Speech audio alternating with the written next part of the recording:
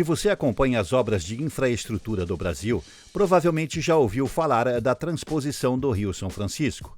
Mas o que muita gente não sabe é que, em 2026, o projeto está ganhando uma nova dimensão. Não se trata apenas de manter o que já existe, estamos falando de novos ramais, ampliação de capacidade de bombeamento e obras complementares que vão expandir o alcance da água para mais regiões do Nordeste, com novos ramais em avanço e um novo eixo começando a tomar forma. Hoje você verá o que está acontecendo de fato nessa expansão da transposição, quais são as principais obras em andamento e como isso vai impactar o abastecimento de água no semiárido brasileiro. A ideia de mover águas do Velho Chico para o setentrional atravessou séculos, mas a materialização do projeto só ganhou força no início dos anos 2000.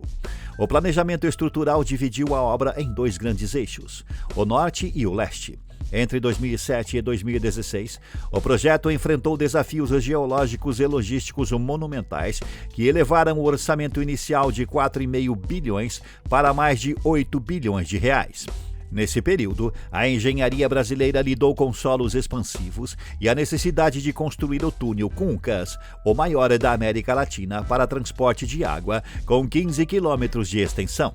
Esses obstáculos técnicos, somados a entraves jurídicos e ambientais, estenderam os prazos originais em quase uma década. A partir de 2017, a transposição começou a apresentar resultados práticos com a entrega do Eixo Leste, que permitiu que as águas chegassem ao reservatório de Boqueirão, na Paraíba, em um momento crítico de colapso hídrico. Nos anos seguintes, entre 2019 e 2022, o foco voltou-se para a operacionalização total do sistema. Foi um período de conclusão de estruturas remanescentes, como o ramal do Agreste, em Pernambuco, com investimento de 1,67 bilhão de reais e 70 quilômetros de extensão. Esse ramal foi um marco técnico ao garantir a segurança hídrica para mais de 2 milhões de pessoas através de uma infraestrutura que já nasceu 100% operacional. Em 2022, o sistema também registrou a chegada das águas ao Rio Grande do Norte pelo leito do rio Piranhas-Açu, consolidando a conexão física de todos os estados beneficiários. Entretanto, a complexidade de manter centenas de quilômetros de canais e bombas gigantescas em operação constante trouxe novos obstáculos. No início de 2023, o sistema enfrentou uma crise de manutenção mais severa. A estação de bombeamento 3, no Eixo Norte, precisou ser paralisada devido a vibrações excessivas e desgaste nos rolamentos das motobombas. Durante meses, o fluxo para o Ceará e estados vizinhos foi interrompido, revelando que a transposição não dependia apenas de canais prontos, mas de uma gestão de ativos extremamente rigorosa. Foram necessários novos investimentos emergenciais e a substituição de componentes hidromecânicos pesados para restabelecer o bombeamento em julho daquele ano. A consolidação desse esforço de recuperação ganhou escala ao longo de 2024. Foi neste ano que o governo federal estruturou o Plano de Gestão de Riscos e Manutenção Preventiva, alocando recursos específicos para evitar que falhas nas EBI paralisassem o sistema novamente. O ano de 2024 também marcou a retomada de lotes parados em obras complementares e a licitação para a modernização dos sistemas de controle, que passaram a usar a telemetria de última geração para monitorar a vazão e eventuais fissuras nos canais em tempo real. Já em 2025, o foco mudou da manutenção corretiva para a sustentabilidade operacional.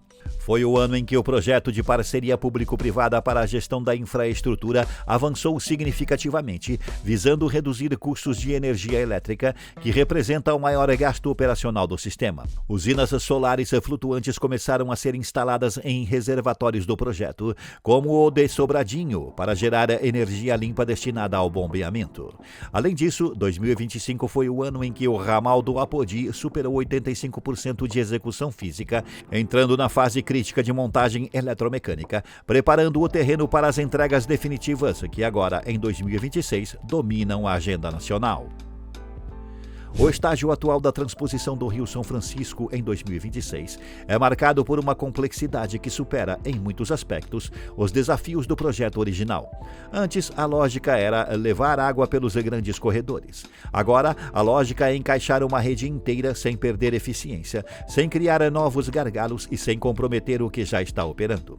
Enquanto os eixos principais foram pensados para grandes volumes em trajetos longos, as obras de expansão exigem precisão quase cirúrgica, integrar estados e bacias diferentes, atravessar terrenos instáveis, proteger áreas sensíveis e, ao mesmo tempo, entregar um sistema confiável, com baixa perda e manutenção previsível. Em 2026, não basta a água passar. Ela precisa chegar no ponto certo, na vazão certa, no controle e estabilidade, porque cada novo ramal muda o equilíbrio do sistema inteiro. A primeira e mais emblemática dessas frentes é o ramal do Apodi. Com 115 quilômetros, essa obra se tornou a espinha dorsal da segurança hídrica do Rio Grande do Norte e ainda reforça o abastecimento em áreas da Paraíba e do Ceará. Tecnicamente, o ramal é uma transferência por gravidade que parte da barragem de Caiçara, e isso muda tudo. Em vez de depender de impulsão contínua, o projeto precisa obedecer a cotas e declividades com um grau de rigor que não tolera improviso. O traçado tem de manter o escoamento contínuo sem acelerar demais a água, o que destruiria taludes e revestimentos, e sem reduzir demais a energia do fluxo, o que favoreceria assoreamento. Para sustentar essa estabilidade, o Apodi é uma sequência de soluções integradas: canais, estruturas de transição, dispositivos de controle e obras de arte que precisam conversar entre si como se fossem um único organismo. É aí que entram os detalhes que definem a durabilidade. O Apodi conta com 5 arquedutos e 16 canais com revestimento de alta resistência e geomembranas de PVC, justamente para cortar o caminho das perdas em um solo historicamente poroso. Em um projeto desse porte, infiltração não é pequena perda, é sangria constante. Por isso, o revestimento e a vedação não são acabamento, são o coração operacional. Em 2026, com mais de 91% concluído, o que domina o canteiro não é mais a sensação de obra gigantesca, e sim a fase que decide se ela vai funcionar com confiabilidade. Ajustes finos de alinhamento hidráulico, vedação de juntas de dilatação, tratamento de pontos de transição, correções de microfissuras, instalação de componentes eletromecânicos e preparação para testes e comissionamento. É o momento em que cada erro pequeno vira risco grande, porque depois de energizar e colocar a água em circulação, corrigir custa caro e gera interrupção. Dentro do Apodi, o grande desafio de engenharia foi a execução do túnel Major Salles, escavado em rocha cristalina, com cerca de 6 quilômetros, atravessando a divisa entre estados. Esse túnel exigiu técnicas de detonação controlada e monitoramento sísmico constante, porque o objetivo não era só avançar, era avançar sem danificar o maciço, sem comprometer estabilidade e sem gerar deformações que afetassem o perfil interno. Em obra subterrânea, um desvio repetido por milhares de metros vira desalinhamento real. Um acabamento ruim vira turbulência, desgaste e perda de eficiência hidráulica. Por isso, o túnel não é um trecho invisível, ele é um ponto crítico. Se ele estiver perfeito, o ramal ganha previsibilidade. Se ele estiver imperfeito, o ramal ganha manutenção crônica. Em 2026, o foco se concentra no acabamento, na vedação, na drenagem interna, na integridade do revestimento e na preparação para a operação assistida, porque é nessa fase que a obra deixa de ser engenharia no papel e vira engenharia em serviço. Simultaneamente, o ramal do Salgado, no Ceará, apresenta uma solução estratégica para a eficiência hídrica. Com 36 quilômetros, ele conecta o eixo norte diretamente ao leito do rio Salgado e empurra a água até o sistema que deságua no açude Castanhão, encurtando o caminho de forma decisiva. Sem esse ramal, a água precisaria percorrer cerca de 150 quilômetros adicionais por percursos naturais, e isso não é detalhe. Cada quilômetro a mais no semiárido aumenta a exposição à evaporação, infiltração e perda por trajetos irregulares, com evaporação podendo chegar a 30% em condições severas. O Salgado é, na prática, uma correção de rota. Menos caminho, menos perda, mais controle. E em 2026, o diferencial está no tipo de solução adotada para suportar variações térmicas extremas, sem repetir os problemas que apareceram em trechos antigos do projeto. Em vez de depender apenas de concreto simples, estão sendo aplicados geocompostos drenantes e mantas asfálticas especiais, pensados para acomodar a dilatação e contração, reduzir fissuras e proteger o canal contra patologias que evoluem silenciosamente.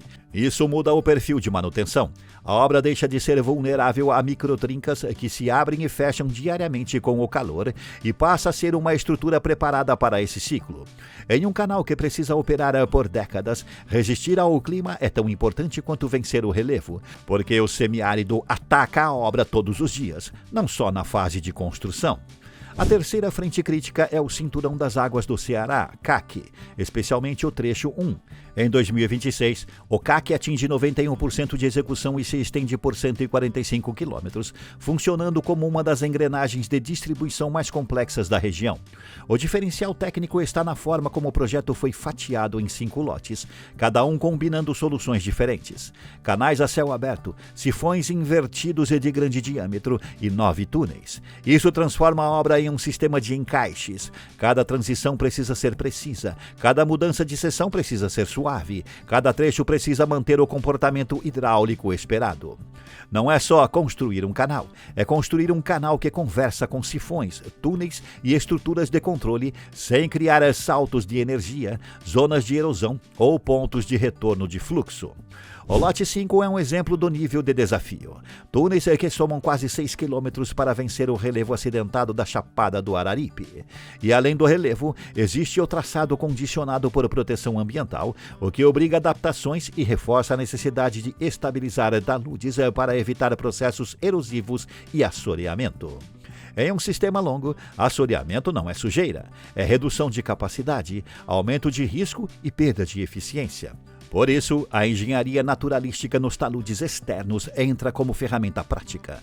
Protege encostas, reduz carreamento de sedimentos e aumenta a vida útil do canal, mantendo o CAC mais próximo da lógica de rede estável do que de obra que vive de intervenção. Em Alagoas, o Canal do Sertão Alagoano avança para o trecho 5, adicionando 26 quilômetros à rede e deixando claro que a fase de 2026 é sobre capilaridade. Levar a água mais longe e mais perto de onde ela é consumida. O destaque técnico é a execução de um túnel de 1,4 km e um sifão de 1,5 km atravessando rodovias estaduais. Um tipo de obra em que precisão geométrica e compatibilização de interferências definem o ritmo. Para assegurar essa precisão, as equipes utilizam BIM, simulando a infraestrutura antes da concretagem e reduzindo conflitos entre drenagem, estruturas auxiliares e o próprio canal de adução. Em paralelo, quando há abertura em rocha, a detonação segue protocolos rígidos para minimizar impacto em comunidades próximas, com controle de vibração e execução planejada, porque um trecho linear longo não pode carregar problemas de vizinhança que travem a obra no meio. Por fim, a obra que garante o funcionamento de todas as outras, a duplicação da capacidade de bombeamento do eixo norte. Essa frente não é sobre terra e concreto, é sobre potência, controle e confiabilidade. Nas estações EBI-1, EBI-2 e EBI-3 estão sendo instalados 6 novos conjuntos de motobombas, fabricados sob encomenda para elevar a capacidade de vazão de cerca de 25 metros cúbicos por segundo para quase 50 metros cúbicos por segundo. Isso não é mais água por vaidade, é capacidade para sustentar novos ramais sem tirar água de quem já depende do eixo norte. Mas e você? Acredita que a transposição do São Francisco finalmente vira uma rede hídrica definitiva para o semiárido? Ou ainda vai continuar sendo uma obra que depende de correções, paradas e novas etapas para funcionar como foi prometido? Comente. Este é o Urbana. Deixe seu like, inscreva-se e assista a um vídeo anterior.